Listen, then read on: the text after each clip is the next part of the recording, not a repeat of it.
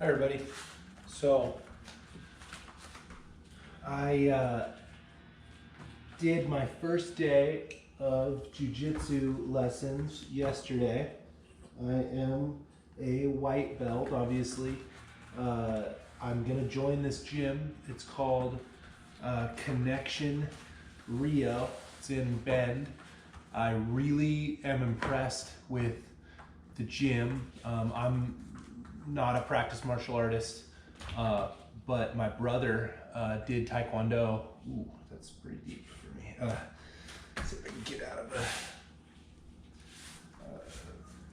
splits without hurting myself. My brother did Taekwondo my whole childhood. That hurts me. You know, for 20 years, he's a second or maybe even a third degree black belt in Taekwondo. I'm just starting my journey with jiu-jitsu. I had so much fun. I was dripping sweat first day, you know, just trying it out for free. You know, the professor, the master put me with a gentleman, and I pushed the pace and, you know, dripping sweat, just exuberant, having so much fun. And then they switched it up and put me with a bigger, stronger man, and he fucked me up. I loved it. I mean, I enjoyed the challenge and the respect. I think it's really important for young men to have, this is my personal opinion, take it with a grain of salt, the outlet to practice positive competition, right? Trying to win in a way that is not about trying to, you know, hurt somebody else or make somebody else lose, right? It's about doing your best, not you know, anything inherently negative to the other person. Even though, you know, physical sports end up you know, hurting, the agony of defeat, as they say, but there's a real foundation in respect and kindness within jiu-jitsu, a practice where you're literally trying to make another, you know, man or woman give up, you know, physically to you. So anyway, I'm just kind of cataloging the day after my first day of jiu-jitsu. You can see I got the KT tape on my knee. I was in a guard position, so I was on my back, trying to keep the man that was trying to attack me away with my feet on his pelvis, right? And I don't want to do it with this knee right now because I'm kind of letting it rest, but I let my leg kind of bend in such a way, and he torqued, he put his weight on it as he came in, and it just strained my kind of ligaments, a little bit on my medial, a little bit on my lateral, you know, MCL, the medial cruciate ligament and lateral cruciate ligament. And so I'm letting that kind of rehab a little bit, but I am faced with the realization of, and I've been an athlete forever. It's not like I'm just discovering athletics. I have found exercise and athletics to be the primary mode for my healthy lifestyle through pushing myself physically, whether it's mountain biking or surfing or swimming or skiing. I've found peace of mind, and I'd like to share that, and that's part of my real motivation moving forward, my drive moving forward to record and work on Tria brand and connect with as many people like yourself as I can.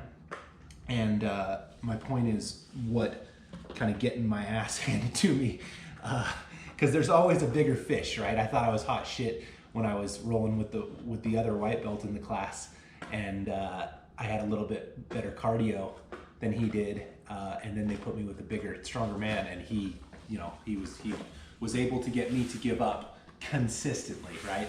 It took everything that I had to just get into a position where I was not being physically choked unconscious or just dominated in a way that I didn't feel that I had any way of moving out of that position. So I really enjoy jiu-jitsu. I think it's a really positive thing. I intend to continue to go. learning how to mitigate the risk of injury is extremely important, something that I'm trying to speak to, however, tangentially right now. And I gotta go to do DoorDash, but the point that I'm trying to make in this video that I'm making kind of de facto, as you can see me, is stretching is extremely valuable in athletic pursuits. David Goggins will tell you that, ultramarathoner, Navy SEAL, Army Ranger. You know, you don't just go. You got to recover, right? And stretching, so that's where I got a little bit of pain right there. So stretching is a really big part of that. So more power to you. Hope you guys are getting after it in whatever you choose for yourself as a challenge, and hopefully seeing my videos, seeing my progress. You know, I have had real lows physically. I don't want to come across like pompous or boastful. I'm trying to come across as real as I can. You know, I'm proud of the progress that I've made, so you know, I don't want to be diminutive to myself, but I also want to be inherently encouraging to everybody that watches my videos, because you can get wherever you want to go. It just takes work.